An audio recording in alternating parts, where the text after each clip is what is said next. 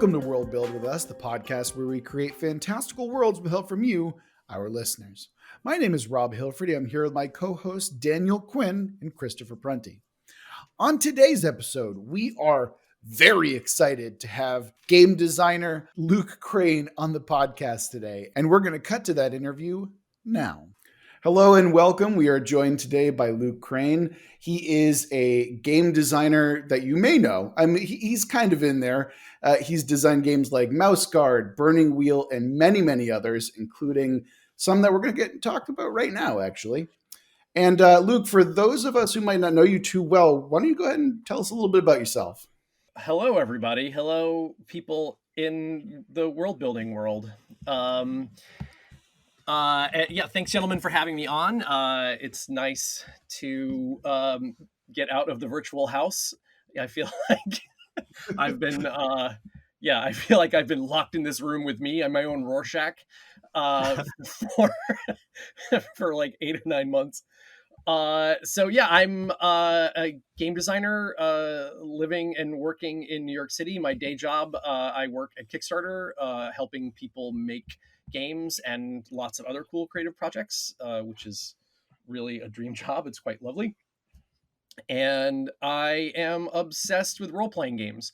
I don't make role-playing games because I want to. I make them because the voices in my head tell me to. And I think that is probably one of the best places to start. Not in terms of inspiration, but when you come up with something like Inheritance, which is obviously a labor of love. I mean, it took how many years to get that game going?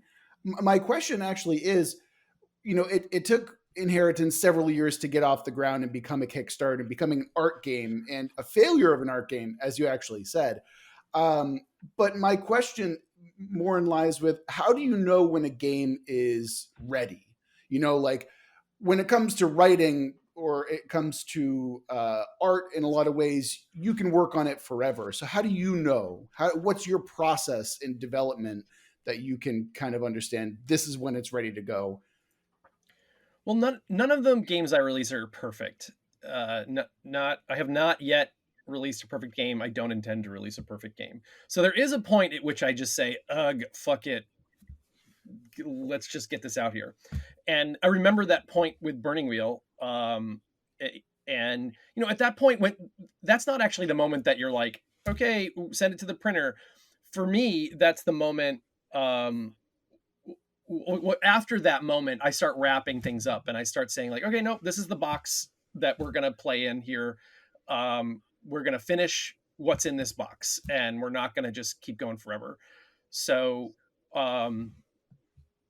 And so that's when you start making compromises, tying things up and saying like, yeah, well, this rule isn't perfect, but it's good enough. And let's see what happens. Like, let's not over explain this. Let's see how players, misinterpret this as we go. But getting to that point of saying, okay, you're like, ugh, we just need to do this. It's actually, for me, very, very intense. It's a very emotional, difficult process. And I have to be able to conceptualize the entire game in my head. And I have to, and the game just has to like ring true emotionally to me, right? I have like in that conceptualization of the game, it like, when we test it or when I'm thinking about it, like it has to have that very credible emotional core. And because that's really what I'm looking for in all of my games, is to try to evoke that, that sense of seeming, a sense of feeling in there. So yeah, Inheritance took 12 years. And it was good. It was painful and hard and very frustrating. I collapsed in on myself multiple times. During that process, being like, fuck it, no, never, I'm never releasing this game. I'm never working on this game again. But what I was really saying there was, okay, buddy, take a step back, take a breath. You're not ready to release this game. Game's great, but the hardest thing to admit there was I actually wasn't a good enough designer to hit what the notes that I wanted to. Um, and I just didn't have, like, as a person, I didn't have the the like the nuanced perspective on family and religion and friendship that I needed to like build those notes into that game. Speaking of inheritance, so can you tell us so a lot of us have not played LARPs, Mm, or have much of an experience of how they differ from, tabletop RPGs. Like, I personally had one experience in Cape May with a journalist who was writing about LARPs that was like fantastic and amazing. I've never had an experience like that. So can you give us a little bit of sense for that, for those newbie like RPG players and designers out there who don't understand the difference, how inheritance like plays with that? um,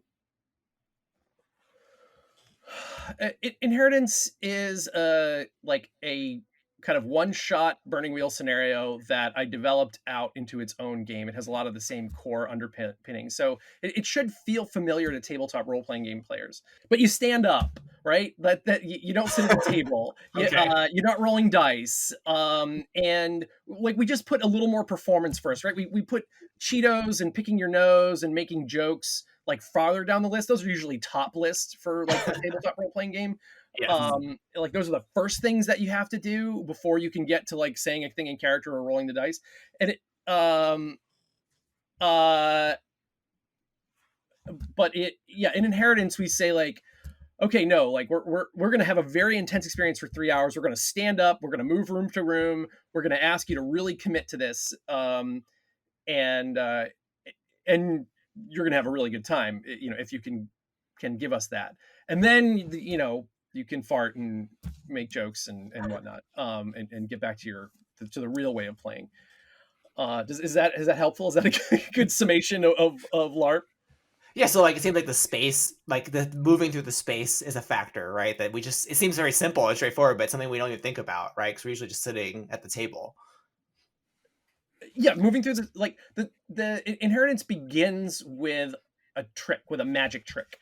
Hmm. um and that, like, because everyone's like, like they're either in the like, oh cool, Vikings mode, which is not a great place to start, honestly. You're already in the wrong headspace. uh or the like, oh, this is goofy and weird, mode, which uh honestly is probably a better place to start than oh cool, Uh-huh. Vikings. um uh so the magic trick in inheritance is that we stand everybody up, get them in a circle, we give them all a prop, or we give, I'm sorry, the prop is actually limited. We create a limited resource prop. There's 9 players, there's 7 of these little props, these sticks. And everyone has their cues from their character, and now everyone is put on the spot immediately to say something meaningful about a person they've never met before. Right, the patriarch of the family who's died. Hmm. And this is it. It is a magic trick, that forces you into the moment. Right, it's very right, very magical. You step into a circle. You have a rune stave in your hand, right, covered with arcane runes, literally. Yeah. Or and then you are called upon to improvise and contribute, and everyone is supportive, whether like their character might disagree, but everyone in the Hmm. circle is like, oh, thank you for saying that really cool thing, I know what to say now. um, Hmm. and it just drains away so much of the tension and awkwardness in that moment and gets people thinking. And it's just so easy too, because like I'm drawing on these very um, common themes. Hmm. Your grandfather has died. Like, draw on that. You're at a funeral that you don't want to be at. Or you were not invited to this funeral, but you're going anyway. Like, these are really easy marks for most people to hit. And for the folks that don't want to hit them, it's also a funeral, so you can just be like quiet and sad. Um, right, it really works. It is a magic trick. And then once we get into the next scene and people sit down to dinner, like, it is on. um and so so yeah, there's a little more standing up, there's a little more moving through the space, there's a little more of this performance aspect, and then yeah, you just like once I can like trick you into that space, things just slide along so easily. And then yeah, 2 hours pass and people are like, I cannot believe I just murdered my father. What just happened? No, it's like that whole idea of like ritual. It's just insane that the mere act of like standing up, and like going through the motions somehow makes the immersion happen faster, right? I think that's part of it. Oh, absolutely, absolutely. Yeah. Yeah, and it's not that immersion doesn't happen in a tabletop role playing game. Yeah. It's that I need to accelerate that process, right? Because I've only got you for like 3 hours total, like which includes like setup, briefing, and like kind of postmortem. Yeah, like and inheritance does require like a cooldown afterwards. People are just like, oh my god. Charge. Yeah. Yeah.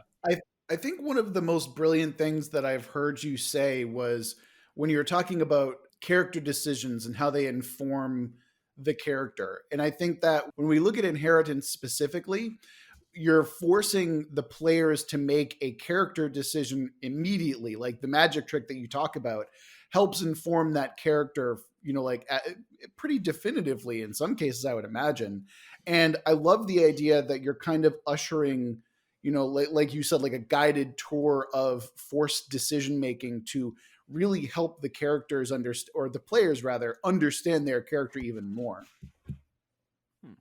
Yeah, and that's why that takes 12 years to get to get people in there and to right, like the idea that it's like a Viking Age drama is also a trick, because you're going to learn things about Viking Age drama that you didn't know before, and but like if I tell you that it's like this is the funeral ritual of the Glorpaglorps, and you must fight for your glorping inheritance, you're gonna be like, okay.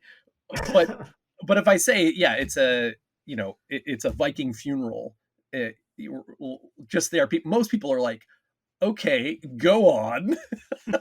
So right there has to be a series of these tiny little keys and tricks and whatnot to get people into the frame. And then yeah, in inheritance we have to turn up the volume very, very quickly to get you to this point of really dedicated focused play for a few hours. It's wonderful. Yeah, and my follow up to that is, you as you mentioned, right? Like everyone has to have some kind of a contextual anchor for what the scenario is going to be like. When you say Viking funeral, or when you say inheritance fighting over a Viking funeral, people get like this evocative image of what they're talking about. Mm-hmm. I feel like that directly translates when it comes to talking about world building. What do you often use to kind of anchor people in the context of a world that they might be entirely unfamiliar with? I think that actually the most important thing for this particular medium is whatever the hook is. Like if I, if I give you the glorping funeral pitch and you're like, what? But then I can like back it up with, oh, you're going to play this character who wants this thing. That's really the key there. Like,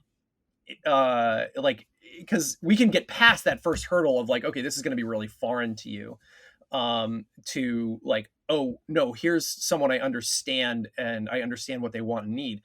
So yeah, so I think that like being able to follow up whatever your pitch is with like, who is it that you're going to play? What's their perspective? What do they need here? Is key. And and you see role-playing games and designers really fail at this, because we tend to say like, oh, so you could be a part of this nation or that and you could be this, or but these people are at war with these people because of thousands of years ago, and you're like, oh buddy. But like if you look one of the games that does this just like, it's like brain breaking how fucking self-evident, obvious, and good that this you know this game is at this is Vampire the Masquerade. Like the OG Vampire the Masquerade is just like, you're a modern day vampire. All right, buddy, go on, and you're going to be one of these vampire clans, the Bruja, they're anarchs, and you're like, oh, all right, okay. Do I get to wear Doc Martens as a vampire? Oh, I want to be that vampire. So Shadowrun, another game, brilliant, like so much better. Like if you look at like the evolution of technology that Shadowrun made from D&D, right? It's so fucking tiny. It is such a microscopic step forward. But sometimes that's what it takes. But basically saying like, okay, yes, there are classes. There's some, yes, okay, sure, the classes are customizable via a point buy. Okay, great. That like, sure. But we have color plates in the book that say Street Samurai, Decker, Elven Mage over them. Like, can you imagine if D&D launched with that in 74 and we're just like, fighting man, magic user, and then but they had like, I mean, those are right. Like the piece of technology that comes forward there is that one, they remove that kind of like very clinical distance that D&D had toward the character types. They build the character types, the archetypes in terms of Shadowrun into the setting. Like Street Samurai it is not fighting man, it's Street Samurai. It's, wait, say that again. What does that mean? Street Samurai. Do I get a sword? Because if I get a sword and a machine gun, I think I need to play that guy. And they're like, oh, a machine gun, and you get some really stupid cyber blades, and you're like, what? Yes. Right. Like, so like, again, to go back to my initial point that like you tell me like in 2050 the Great Awakening has happened and dragons and the ghost dance, and I'm like, what? I'm sorry, I fell asleep. But if you're like, you get to play a Street Samurai fighting back to back with your Elven Mage buddy, I'm like, all right, I'm in. Is that how you get into big historical deep dives of like 18th century France and everything like that? It's like, I don't care about the historical concept so much as I care about playing D'Artagnan and fighting Protestant necromancers underneath Paris. Is that what you're getting into here? A little bit. If you look at Miseries and Misfortunes and what I did there, I really I went the more Shadowrun route. I don't have Jordan's art budget, and I don't have Jeff Lobenstein doing color plates for me, but I took like old school D&D, and I was like, but what if life paths? And those life paths are much more in line with Street Samurai, where you're playing an occultist, or you're playing a Jesuit. Jesuit is the Street Samurai of Miseries and Misfortunes, I'll tell you, or maybe the Elven Mage. I don't know. So the historical stuff, Burning Wheel is infused with historical stuff, right? Like I knew I needed more juice than just the Silmarillion to make that game go. I needed a stronger foundation, and fortunately, I had discovered Distant Mirror by Barbara Tuchman, and I just mined that. But once I hit the like Tuchman stuff, like she's very good at telling like a story for non-historians, which I am not a historian. So she painted that world very well. But then I dug in deeper, going into Desmond Seward's stuff and other historical texts to like get even more detail. Desmond Seward's account of like the Siege of Malta is one of the greatest things you can ever read, by the way.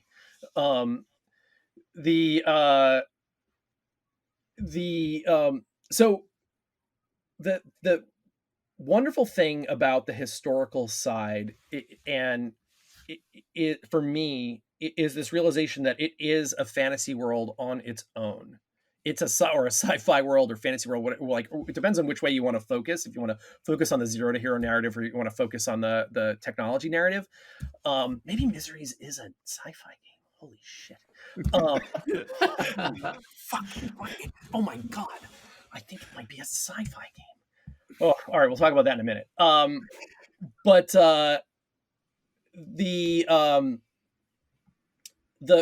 the social rules, the technological rules, scientific rules, religious rules that these people operated under are so foreign to us. And this is like just pre-modern, right? So this is 1648. It's not that long ago in terms of like where we hang our hats with like fantasy games and whatnot. But it is unimaginably foreign. So for me, then the challenge is, again, like, right, I've got this setting which you literally, your modern brain, you cannot conceive of what it's like to look through one of these characters' eyes. So again, I need to do that trick. I need to very quickly give you that pitch of like, right, this world, at its nadir, that like there's climate change, war, plague, religious strife, right? Oh, you're like, yeah, okay, I understand all these things, cool. And then and you're going to play someone just outside of the bounds of like polite and civilized society, trying to carve their way in. You're gonna play an occultist or a Jesuit or a petty noble, right? You're not gonna play in Miseries and Misfortunes. You don't play a prince. Fuck no. You play a petty noble. You play like that's like most people, right, in modern concepts, when you say nobility, you're like, oh, someone who's rich and someone who's got all this like good looks and privilege and whatnot. No, not in 1648. You're a poor, desperate asshole. You're like the only thing you have is a sword, and which makes you an asshole. And most of you aren't even good at using the sword. Most of you are terrible at it, which is why you keep losing wars. But we got to walk you into that cold pool very slowly. The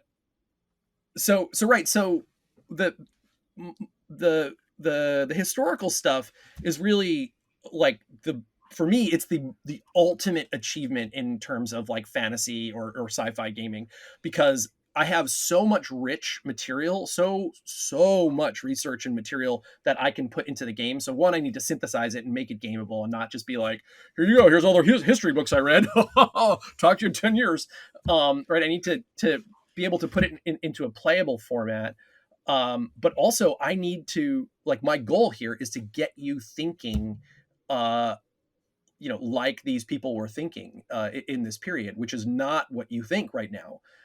It's not your modern conception. Most people who hit this period, like, go forth and look at all of the Dumas style era games, right? Anything from 1628 into 1670s, right? One, they lump all that whole period together, and that's insane. That's fucking L13 through Anne through L14. Don't do that. It's 3 completely different eras. And then immediately, the first thing they do is say, and Cardinal Richelieu is a sorcerer. No! He wasn't. He was smart. He wasn't in league with the devil. He was smart and he had foibles. He was jealous and petty, but he was really smart. How do you do that? How do you make a villain who's really smart in a role-playing game? Way harder than making Cardinal Richelieu was a sorcerer demon man, and the 3 Musketeers must dispel the demon to save Queen Anne. Oh my God. That is a fine rant if I've ever heard one. I really appreciate that. Yeah, sorry, y'all. Save that. I don't know. That one had been brewing for years. I can tell that, like, you've talked to a therapist about this. Oh man, you have no idea how many people say, like, to me, like, when I tell them like the barest thing about Miseries and Misfortunes, and they're like, oh yeah, and Cardinal Richelieu is the sorcerer or whatever, and I'm like, one, he's dead. It's 1648, motherfucker. He's fucking dead. Uh, and two, no. All right, I sorry, think I'm done. no, that's perfect. I think what you're talking about here, it really comes down to like when you look at history, are you a facts and figures type person, or are you more like you said before, Barbara Tuchman, who when you're reading like Guns of Autumn or Guns of August, Yeah. when you know there's that human element to it where you realize that oh they're all cousins and they have all kind of known each other, like all the leaders of the free world in this war against each other, there's such a humane element to it, right? Oh my god, that the moment in the book where she describes Kaiser Wilhelm playing squash with the English ambassador. Do you remember this? And he said, you know, he smashes the birdie with the racket as the ambassador retells it, and as he does it, he says, "I will cut through France like this." And he hadn't even announced his intentions to go to war or anything like that. That dude was insane. I fucking love moments like that though, where you understand a person in such like a small, infinite like expression of their character. You know, like that. Yeah. Like that moment speaks volumes of who he is and his decision making going forward. Yeah. Okay.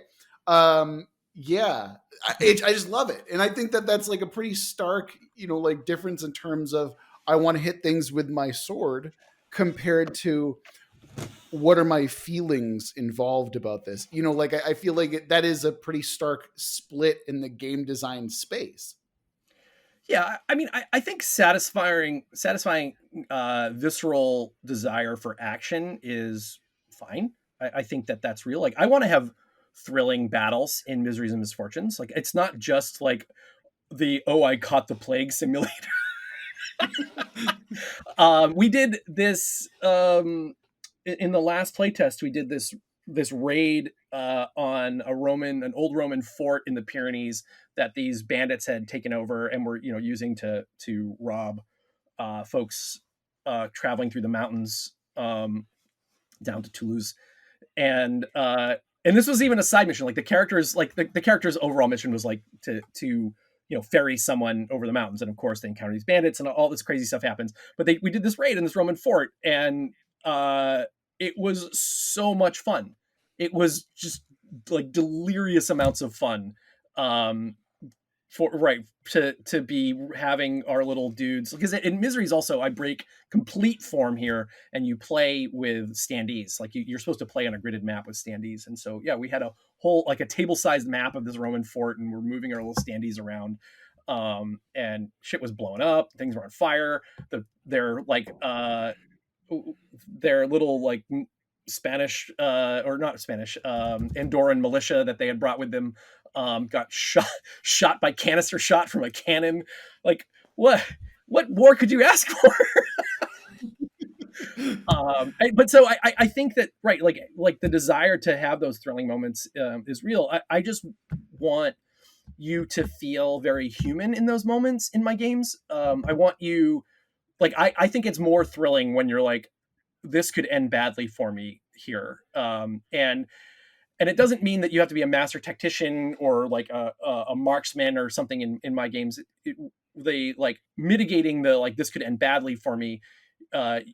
Like usually I am asking for a little bit of tactical input from the players in my games, but I'm more often asking for them to like stake their soul in some way, whether it's rewards in Burning Wheel or years in Miseries and Misfortunes. I'm asking them to invest. And usually having, in Burning Wheel or Torchbearer or whatever, you would have to build up that reservoir in advance and then invest it in this important moment. And then that helps mitigate the vagaries, the uncertainty of the dice and whatnot. Now that the historical tangent is done, I'm sorry. I fucking love getting into historical nerdy shit. So anytime I have the opportunity, I'm like, oh, I'm fucking in. Let's go. Sorry. Chris, we can do a whole hour on that, dude, because I will go. We're already halfway, like we're already half an hour in, and I'm like, where did the fucking time go? Oh my God. I'm sorry, Chris. Yeah, you had a question. Go ahead.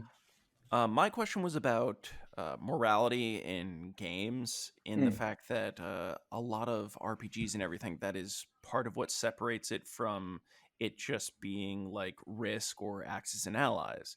It's where you bring yourself into it, and then you have to have a moral dilemma about, do I do X or Y? And I was wondering, how do you typically bring that in as a mechanic, or do you just naturally assume that the players will do it? Well, is Clue a role-playing game? It can become one. No. Absolutely No, it cannot. I will roleplay when I play Clue. You will perform while you play Yep. Clue, and you may even play a role for a moment, but there's nothing in that game. There's no rule in that game that drives those decisions, invites those decisions, and has consequences or rewards for those decisions. Right? Like, so right, and there's no moral decisions in Clue. There just aren't, and I think that's just the core of a role playing game. It's the same thing. Like in Memoir 44, no one ever on the Axis side of the table in Memoir 44 has said, you know what, my Jagdtiger commander here, these tanks, like, they surrender. They can't. This is immoral. It's late in the war. They know what's going on. They surrender. They turn their guns up and just raise the white flag. No one in the history of any war game or board game has ever had their little Nazis like say, "Fuck this, no." No one has ever had the realization of the Mitchell and Webb sket where they realize that they're the baddies. Yeah, of course. But like in a role playing game, that's on the table. In fact, it should be on the table. Like, if you're playing a war, you should be able to have a moral reflection on the act of war. And there are, the example I often cite against Memoir 44 is Grey Ranks by Jason Morningstar, where you play the Polish resistance in Warsaw. And yeah, that's not fun. That's some grim shit. But so, how do you get there? I think, well, first of all, you have to prioritize like kind of avatar-based decisions. You have to create space for actual moral decisions. There's no space for moral decisions in Risk or Memoir 44. And even what you might think is the moral decision of like, if I knock my sister out of the game at this point, she won't speak to me for the rest of the month, and I might not get a Christmas present. But really, I need Australia bad, so that's not a moral decision. That's another level of decision. That's a social decision. But so fortunately, the our designers saw that the necessity for having some kind of morality play happening in these games in order to differentiate them from the war games that they really loved. And so their first attempt at this is alignment. It's not a perfect system, but it does invite you to see the world through the moral lens of your character and to make decisions along that line. Yeah. There's all sorts of issues with alignment. But it is nosing toward the right solution. And so, right. And then you individuate the character, you give this character some unique attributes or ratings that could describe a human or non-human, in this context. Right, you give them ties into a community. In D&D, that's usually just the immediate community, your confraternity of adventurers. But it quickly expands out as role-playing games develop to where you have relationships with non-player characters from the start. And then you give them a moral outlook.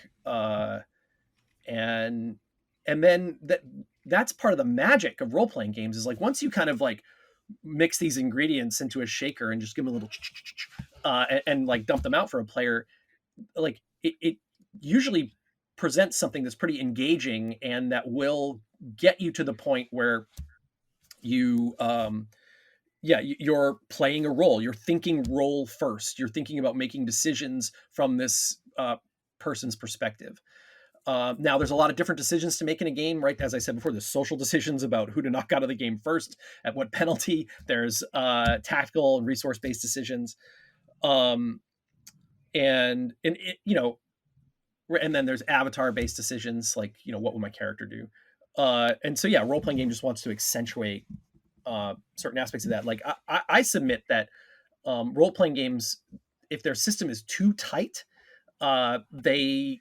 they'll start squeezing out all of the immersive stuff, the moral decisions, the performance and whatnot, because players will just be focused on like getting that tactical advantage, on maximizing the system. And so you want to make sure that, for me at least, when I design, I want to make sure that I actually have really rewarding, deep tactical currency cycles in the game, but then at a certain point they just dump you out, and like there is just a void between here, like where you are, and the next engagement with the mechanic, and you have got to, in that space as a player, make a decision about what your character would do. You have to say a thing. You have to say to the group, well, fuck it, I don't think we should leave this village behind. We're gonna burn it. Yes. Sorry, that's a real example from one of my games recently. Terrible example. No one was killed, but they wanted to deny it to the enemy. Also, my player who did that is playing a bad guy, playing a villain. It's bad and wrong to burn anything, any villages. I just want to say that. We knew it was bad at the time. But it was a real, that was a heavy moral decision. And my player, who was playing this general, realized that this was going to be part of his descent, into villainhood, essentially. So it was important, even though it was distasteful to us as players at the table.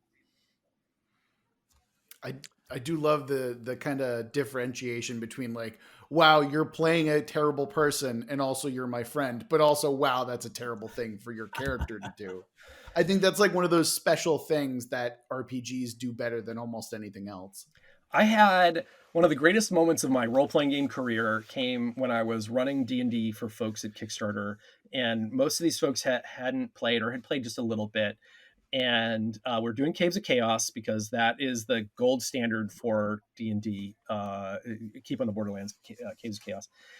And what is it? They're in Cave B. They're in the Goblin Cave. And they had been getting their asses kicked, and were many sessions deep now. And they finally just get their shit together and storm the place. And they're mad. They're pissed. And they have an elf, and who had a sleep spell, of course, and they in the climax, right, the battle where they've got the goblin chieftain backed into a corner with a lot of warriors and also with a lot of non-combatants, but it's about to be a very bad scene. She puts them to sleep, but gets an incredible roll, puts them to sleep, and they did the thing that D&D players do there. They did not treat those vulnerable, sleeping, sapient and sentient creatures very well. And I was horrified. I, as a person, and the person who led it, my colleague and friend, is just so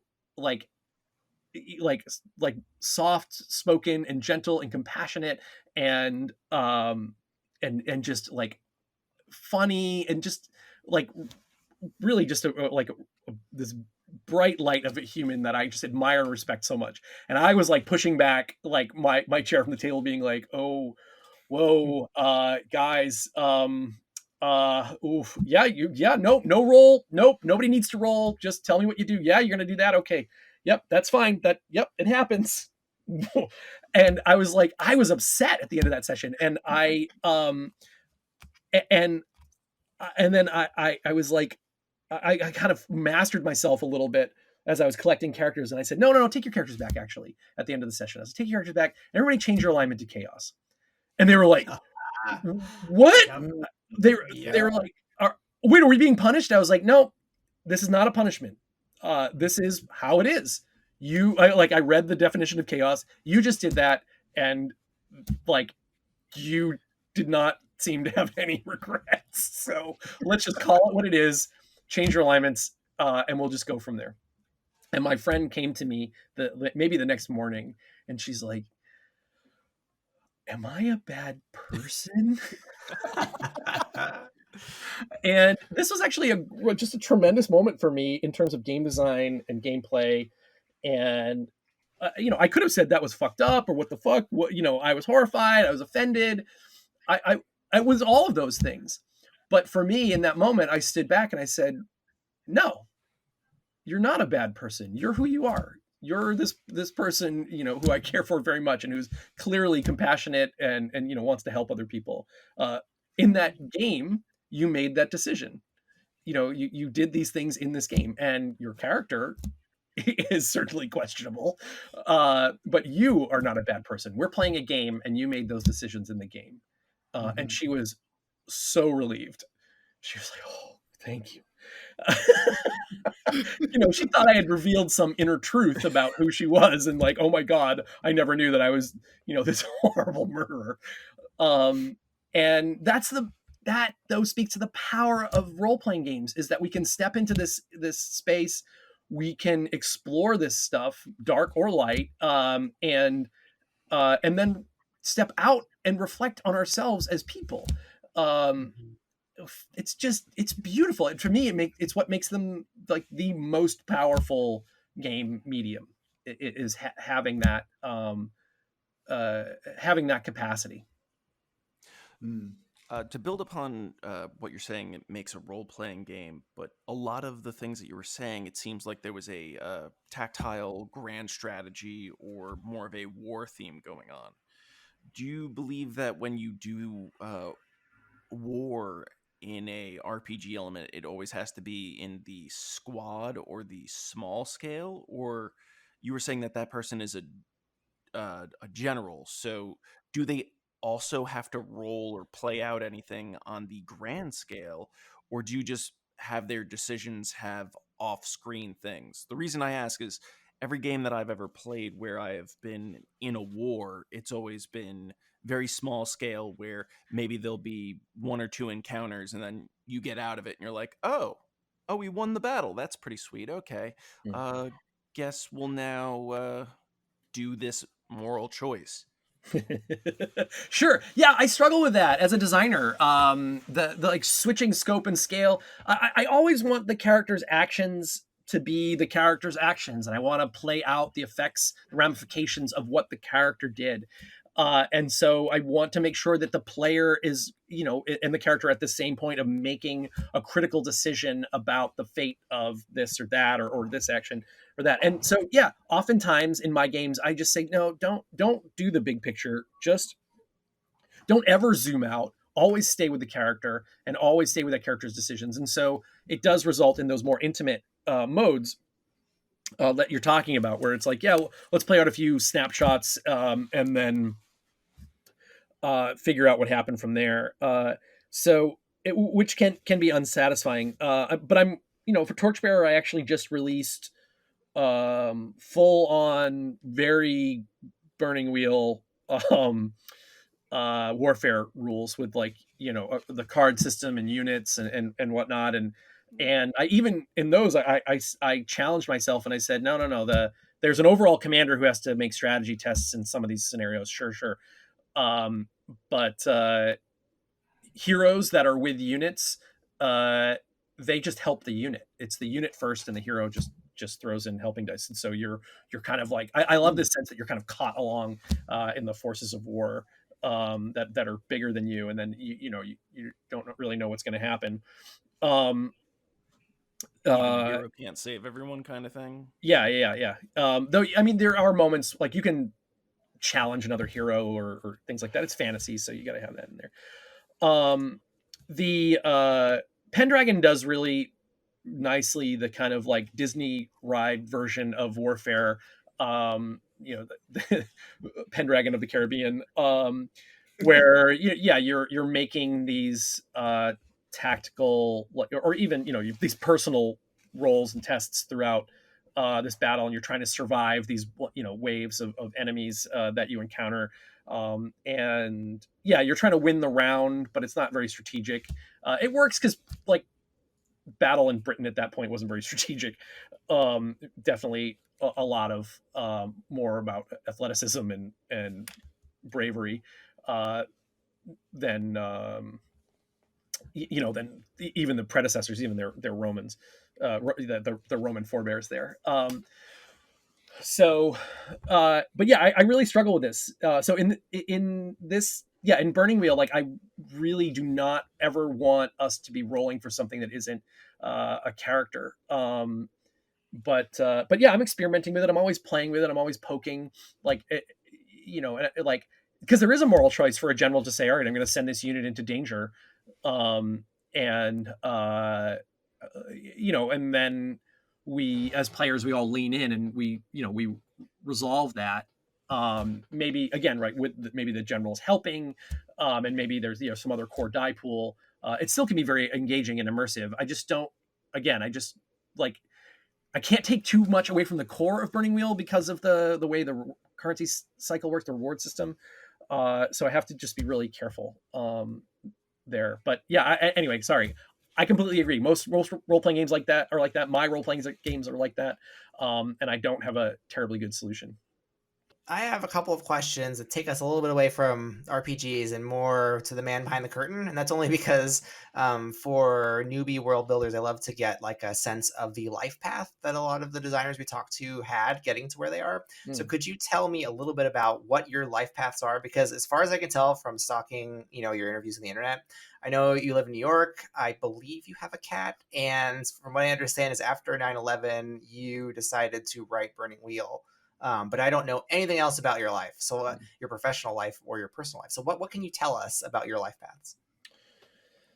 What will you tell us? What are you willing to tell us? Sure. Yeah, I mean, I grew up just south of Boston, Milton and Quincy, Massachusetts. Oh, wow. And I was just, as a kid, I really was like always just lost in my head. Like there are multiple incidents of me like wandering off in a department store and having like that really embarrassing thing that like with lost child, please report to the information desk. With lost child, please report to the information desk. Your mother is worried. Like multiple incidents of that for me, because I'm just like, oh, a vacuum.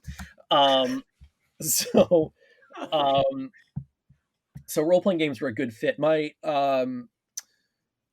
I can't. I'm ashamed to admit this, but I can't remember the names of the two gentlemen who introduced me to role playing games. I was my mother would banish me from the house every summer, probably because I was just like, she's probably sick of like, doing that thing where I'm like wandering around in the days and she's like turning me aside and falling into a pit of lava or something like that, or wandering into the street. So she would banish me from the house every summer and she would send me to often my grandfather or to one of my aunts or uncles or something like that. And so I was in Gaithersburg, Maryland with my Uncle Peter's family when his neighbors invited me over, and they like these two guys were the coolest guys in the universe. They had a Nintendo, and so we played pro wrestling forever. And I remember we watched some like utterly inappropriate comedy special, like some Eddie Murphy comedy special or something, where I was just like my brain was scorched. I'm like, but my mother knew I heard those words, I would be destroyed. Like I'd be atomized. um, and then they were like, "Hey, look at this blue book with like a wizard and a dragon on it." um, and we played like in their basement one session, like barely even a full session of D&D. And I made a dwarf with chainmail and an axe, and I killed a goblin, and that changed my life. And then the great thing was though is that they were not prescriptive. They weren't D&D heads. They were just fucking nerds. And so we also that summer we played D&D. We played Marvel Superheroes and something else. But then when I got home, I went to my best friend, Isabel, and I was like, dude, oh my I had a changing life experience. And he's like, oh yeah, my brother like introduced me to these games. Like, do you want to play? And I'm like, yes. And he's like, all right, cool. This game's called Paranoia. And I'm like, oh my God, that sounds scary. And he's like, it's a dark sci-fi game. And for those of you who know Paranoia, you already know the joke. But years later, I actually was at a convention with the designer of Paranoia, Greg Kosikian, and he was sitting alone on the train coming back. We both lived in New York, and he was on the train. And I was with my friend, and I was like, okay, hold on, dude, I got to do this. And I was like, and Greg is notoriously curmudgeonly. And so I was like, hello, Mr. Kosikian. I wonder, could I tell you a story? And he was like, sure. And I told him that, Paranoia was one of my first role-playing games, and that we played it straight. We played it as straight dark sci-fi. And when I was a kid, and he just looked at me, and he kind of, he like did a long, slow blink and smirked, and he said, "Oh, you poor boy."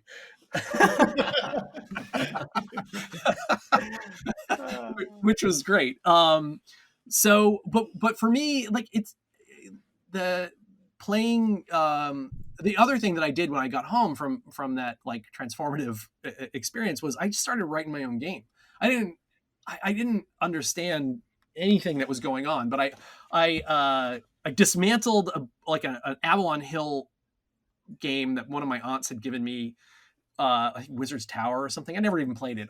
But I dismantled it and turned it into a role-playing game immediately and invited my friend over and to play it. And of course, in my role-playing game, you could play demons and gremlins and all this other shit. I think that's really like a testament to the medium, is that it's so powerful and inspiring and so open that many people, I would venture even most people who encounter it muse about like doing it their way. But from that moment, I actually never stopped designing. It just took me about 20 years to realize that one could actually publish a game or make a game. This isn't really the case anymore. There weren't any game design programs.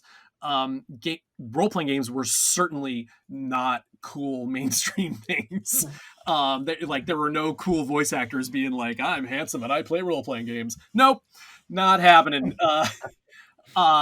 And to me, like, the names on those books, like, I didn't understand that they were people. Like Gygax, that wasn't the name of a person, that was the name of a wizard. Arneson, right? That's the name of a necromancer. So I just didn't understand, I wasn't very smart, I'll be honest. But I kept making these games, and then we played in like, I made Burning Wheel as a joke for a friend. It was like a birthday present. But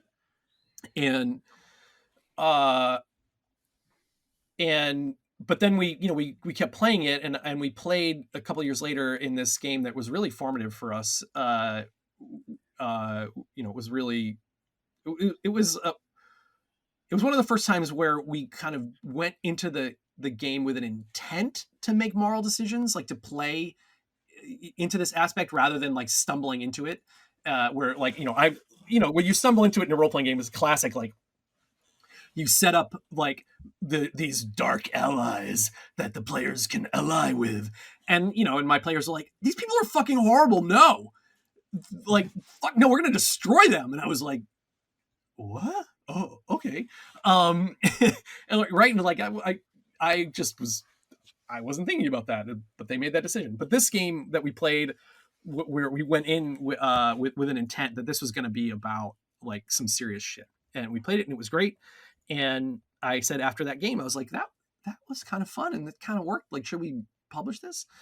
And my friends were like, yeah, cool. And then like 2 years later, they're all like, no, this sucks. This is hard work.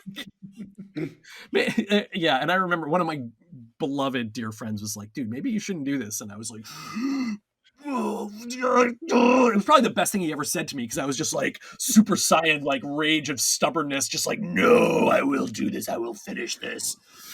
But yeah, in that moment, it's like while we were making that decision, while we were talking about it, like I think we had already started noodling with it, but yeah, I saw a lot of people die right in front of me, and it scared the shit out of me. I mean, I live in New York. I was on 6th Avenue when the towers came down. I was very close, and yeah, and so I definitely had one of those moments of mortality, and I was just like, I actually have a really good life, and I should use what opportunities I have. I should make use of this moment, this energy, and that really drove me to finish and publish the game. And then after that, my dudes, all the people wondering about life paths, the one smart decision I ever made, I think, in my entire life, wasn't publishing the game. That was a dumb decision. But the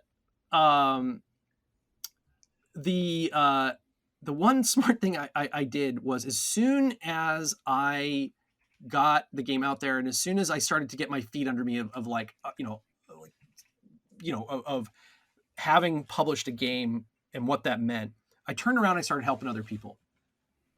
I started, doing panels at shows, or just talking to people who wanted to publish games, answering questions, and that carried me through. Like helping other people make games, and also in turn being helped. Like I ended up falling in with an incredible crowd of designers, and I just never stopped, and I never stopped helping people make games, answering questions.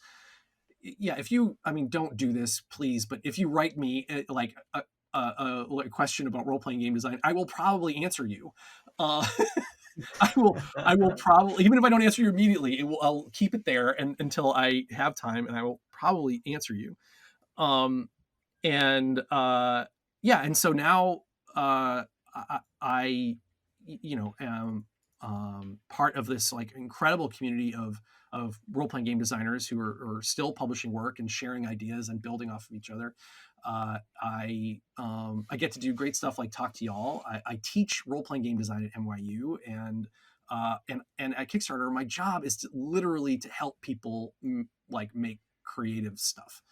And all of that comes from that decision, not like, yes, to make, but going further to then turn around and hold out a hand for people coming up behind.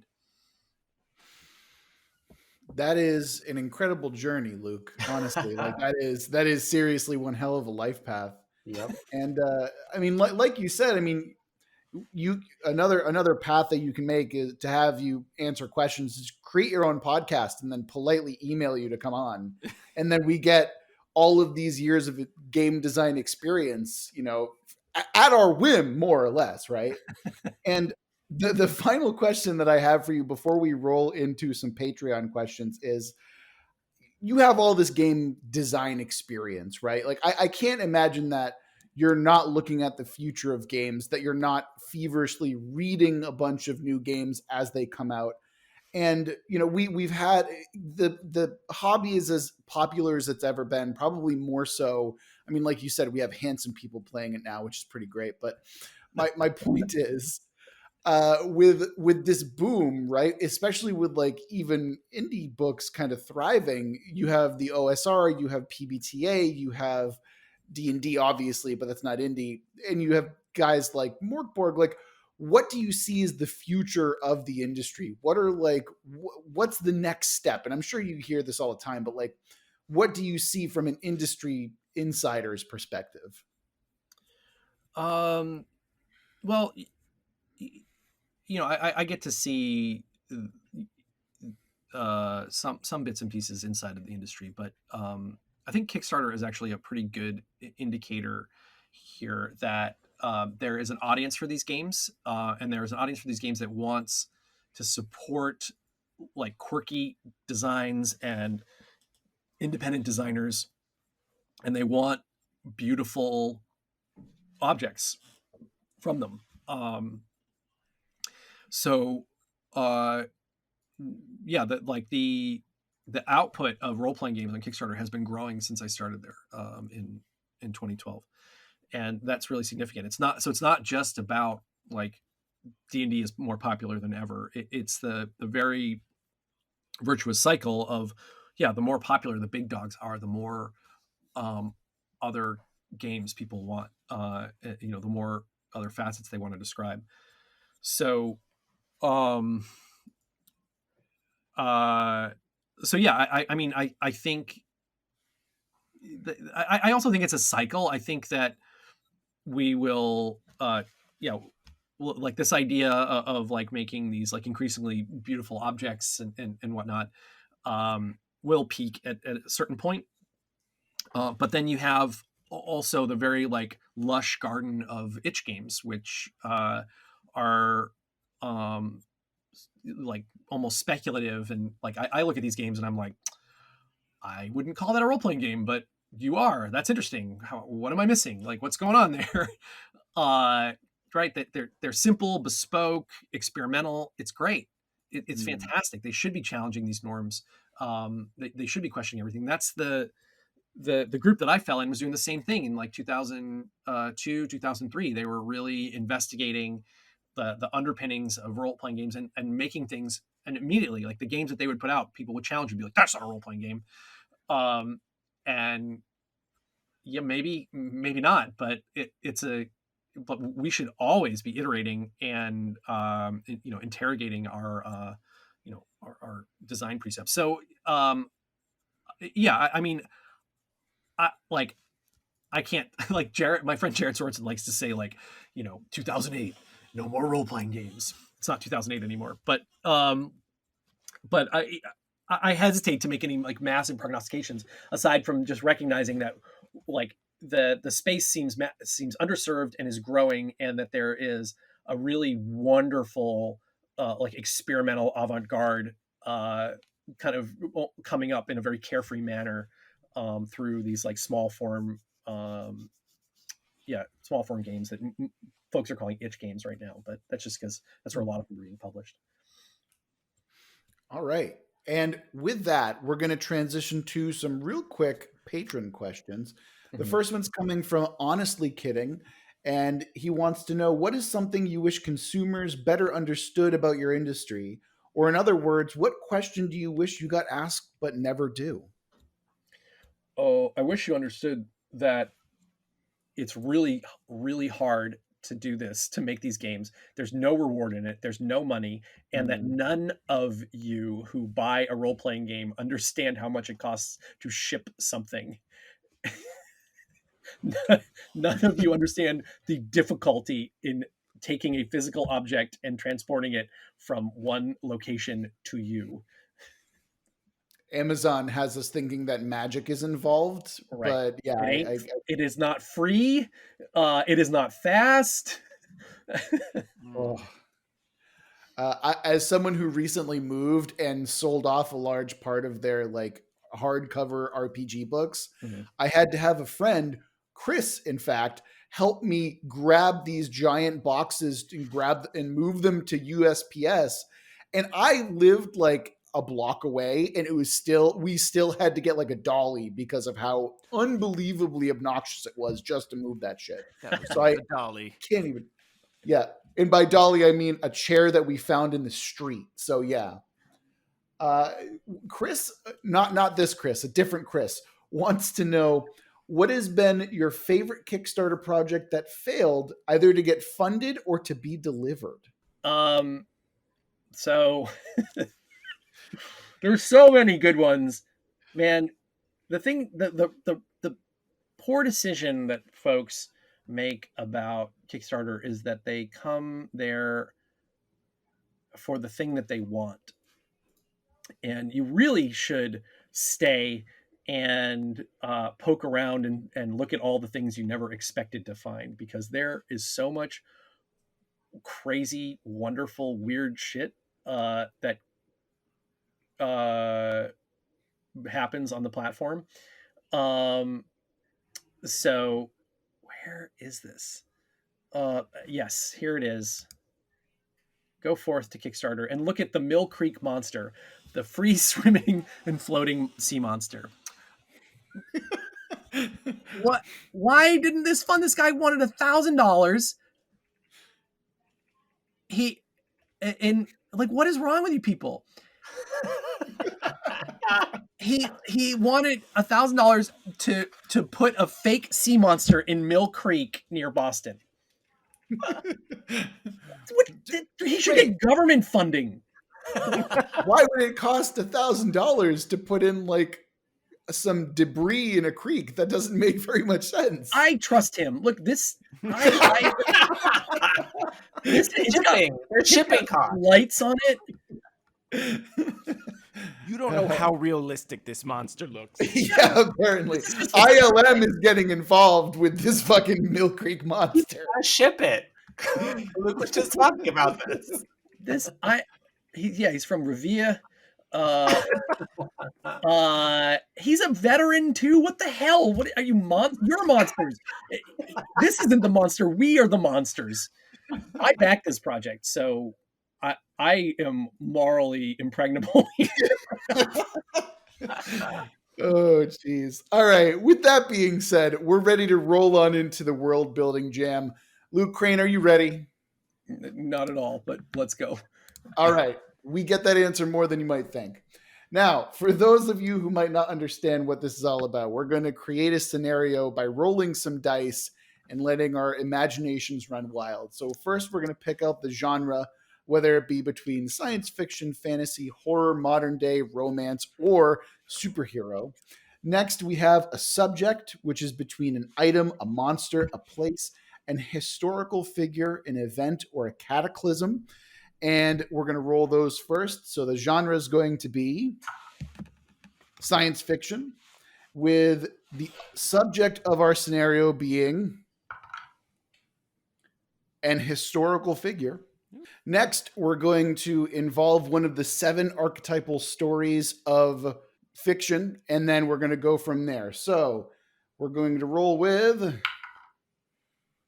The Quest. So Luke Crane, we've got a science fiction historical figure that is all about the quest.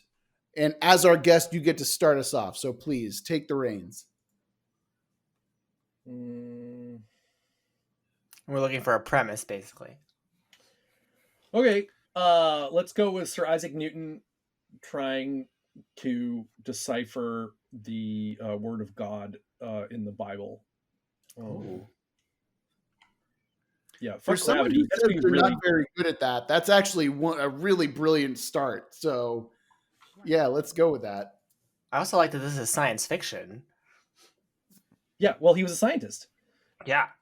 A proto-scientist, and but he, while he was, scratching out his formulas and tossing them off his workbench, he was strenuously trying to decode the Bible.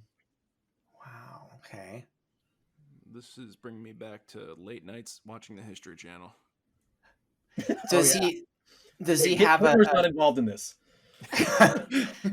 Does he have an inkling of what he might find in doing the decoding?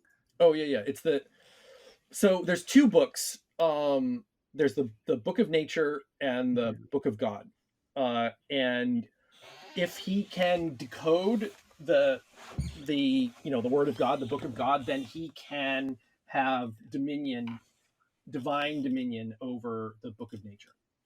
Oh, which will allow him to control the science that he understands. It will. I mean, between us, he doesn't know this. Sorry, Isaac. Yeah. But it will give him science. That's the real thing. Is it will it will give him fundamental understanding of how the universe works and allow him to affect it in ways that he could not otherwise.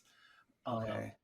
But also you have to understand is that it's a cycle that is divinity.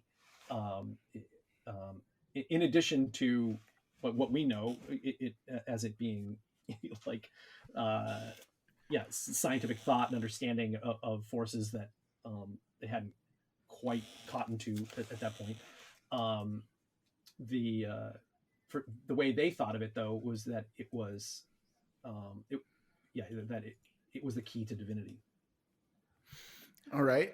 So do we want to take this and be like, all right, do we want to take the easy route, which is this is the alien, like this is aliens are essentially the creator and these are the alien tech that he's kind of deciphering, or do we want to do something else with it? What do you think?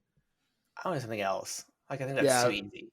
Yeah, I kind of agree. I threw that out there as something I don't want to do, so we can not do it. Yeah. I mean, I like the idea that the divine follows different rules that in turn like reveal the rules that govern the universe, and so you have to like understand that book in order to get power over the universe, because I guess it's the origin of those rules. What I wonder though is like, is there a way to then, is there a way towards rewriting the book, the divine book, in the end? Like, is maybe that another overriding goal he realizes?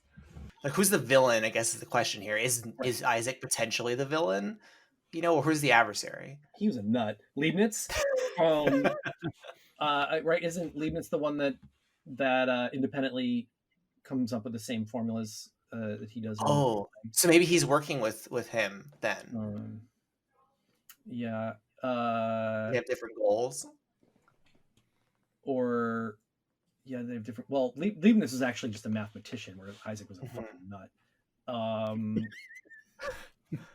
I didn't realize this. Like, I was doing the research, you know, and I went a little bit forward to try to figure out like scientific thought and you know, and humanism and whatnot.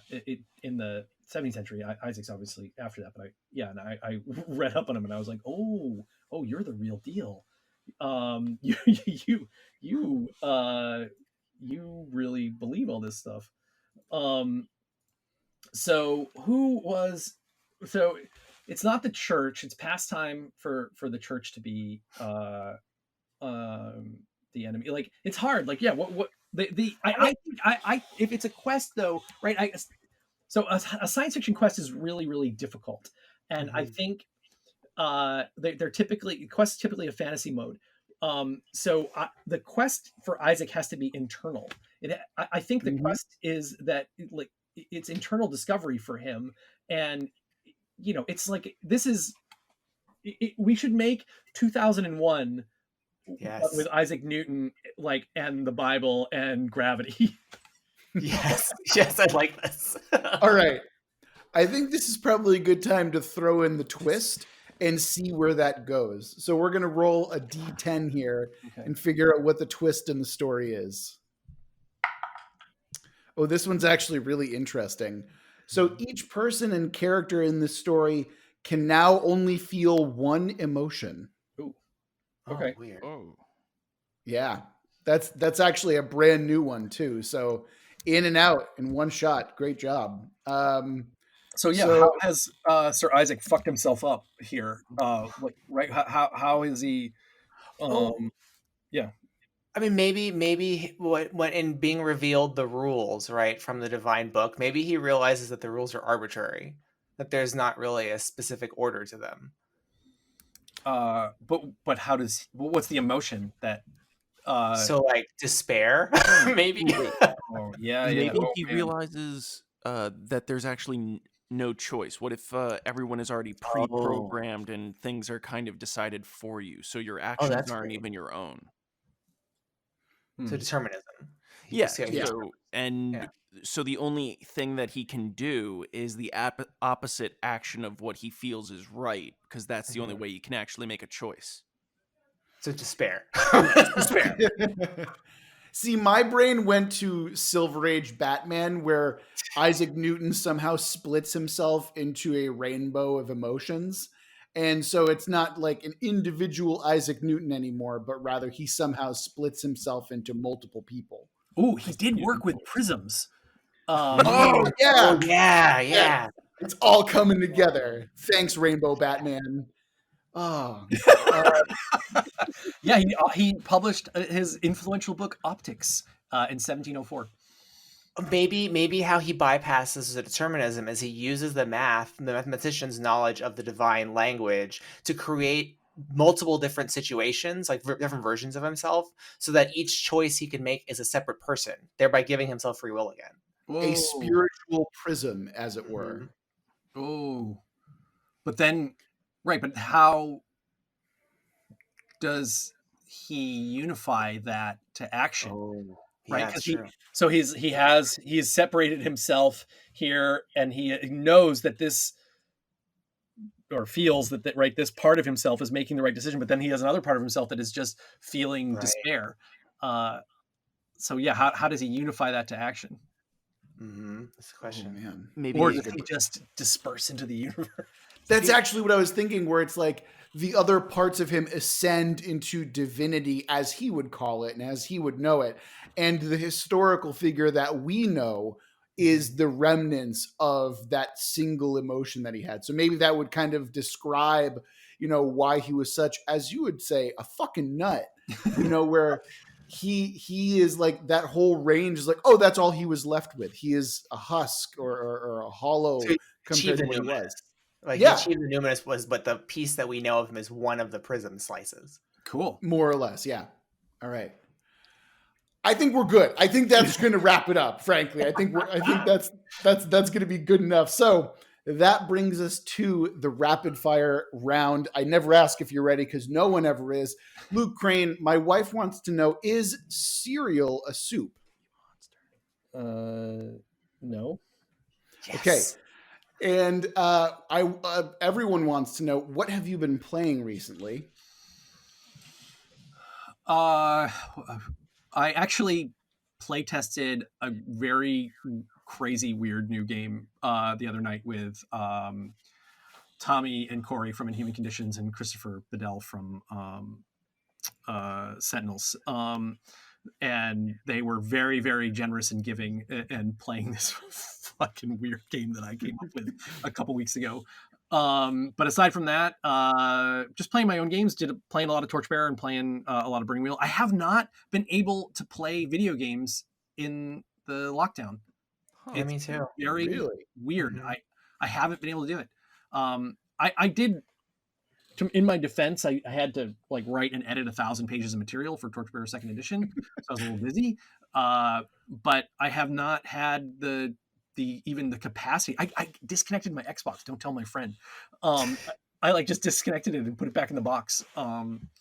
So yeah, and I opened up Steam once and was like. All right. And I kind of already asked that one. So Daniel, I'll let you have the floor. Go ahead. My rapid fire question is not so rapid fire, so I only have one. But it's going to be: can you tell us about your favorite fight or duel of wits scenario that you have played? Favorite fight or duel of wits Or interesting, the one that is most memorable to you. Well, as you might imagine, we have a history of them. Oh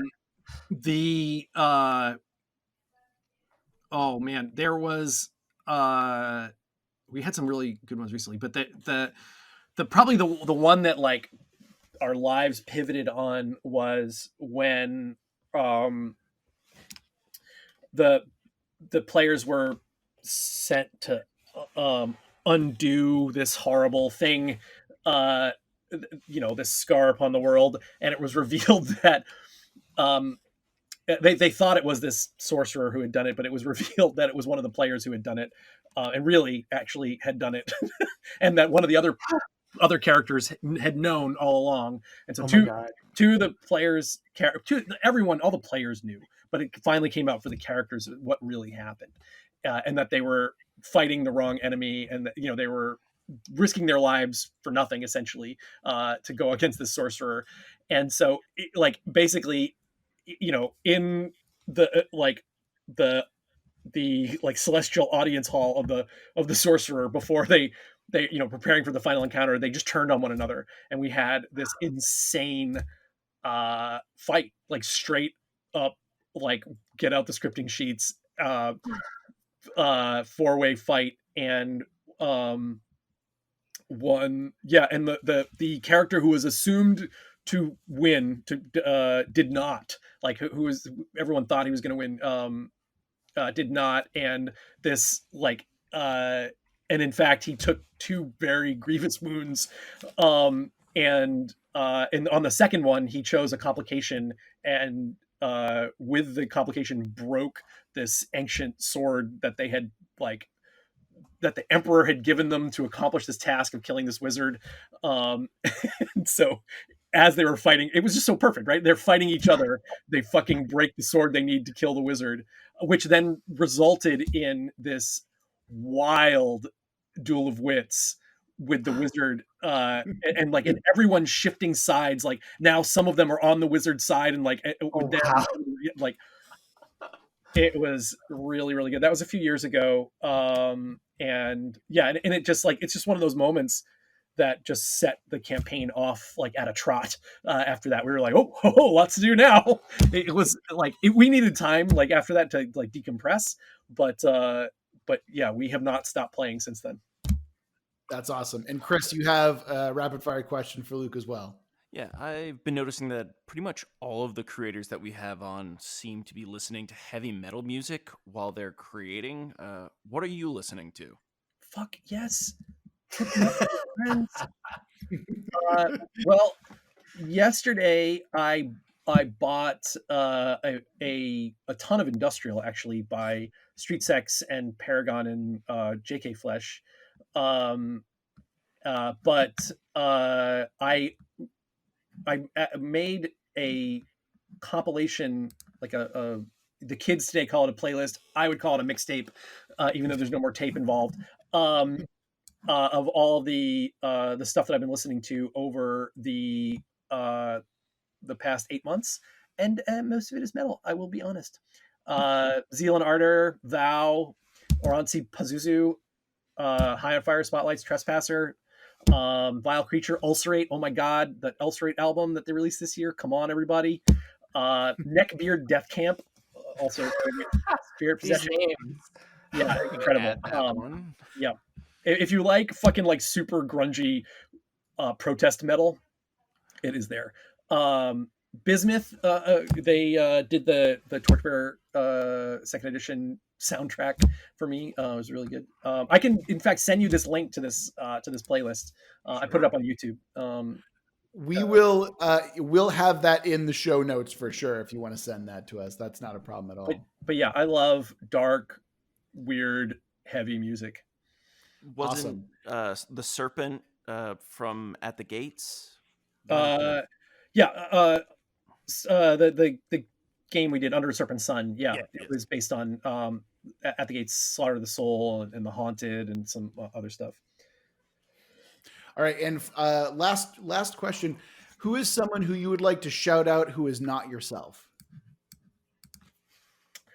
I just want to say that I miss my friends. I miss Vincent Baker and John Harper, Sean Nittner, and that crew. I miss seeing them out at shows. I miss going to their towns and hanging out. But yeah, I'm sure you are all on John Harper's tip right now, but he is just on fire.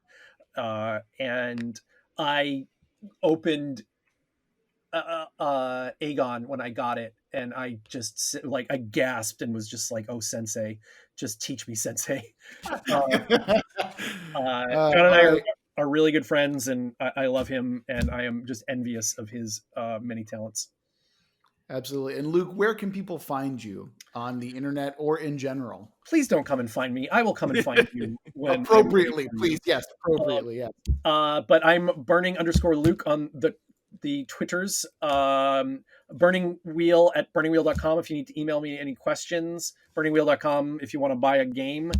But otherwise, I just try to keep my head down and make games these days. Excellent. Luke, thank you so much for joining us. This has been a hell of a ride. Yeah, thanks for having me. It was really fun. And we're back. Gentlemen, that was our longest interview, but also I didn't want it. I feel like we could have gone for another hour with very little issue. Oh yeah, he has a lot to say, and it shows. A lot of energy. And not only that, was not okay, I was kind of expecting to fall down the history nerd hole, but still, like, I will always willingly fall down that nerd hole when presented the option. So yeah. I mean, I love how a lot of what he talked about like got to the heart of like what role playing is about, and I think that it's really hard to pin that down. But I think he did an amazing job, like getting us a sense of why we go to the table to do this stuff. Absolutely. Or getting up from the table in terms of LARPing and whatnot. Yeah. Yeah, no, it was amazing listening to him talk about game design. He was very passionate and very energetic. I'm not sure how much of that is going to come through in the audio, but probably will. Pretty much all of it is my guess. Yeah, you can really tell the passion and like excitement that he has for the industry and for the hobby, and that's something that I mean, it's admirable, frankly, you know, like to be able to do something that you truly love that much. That's just very cool. And not only that, I wasn't expecting when we rolled sci-fi to have Isaac Newton pop up, but or like a spiritual quest is really what it ended up being, which I really love. When, just as he was saying, you know, you guys, the spirituality merging with the science fictional element to create this kind of like 2001 scenario. Absolutely. I love the endless creativity that we get out of these scenario building. Like, it's just so much fun. Just seeing where people are at really is also just like, oh wow, wouldn't have went with that at all. Yeah. And I was actually going to ask, like, hey, what's the most recent rabbit hole you fell down? Apparently Isaac Newton. That's going to be my guess. Yep. All right. Well, that's going to do it for this episode of Worldbuild with us. Thank you so much for joining us.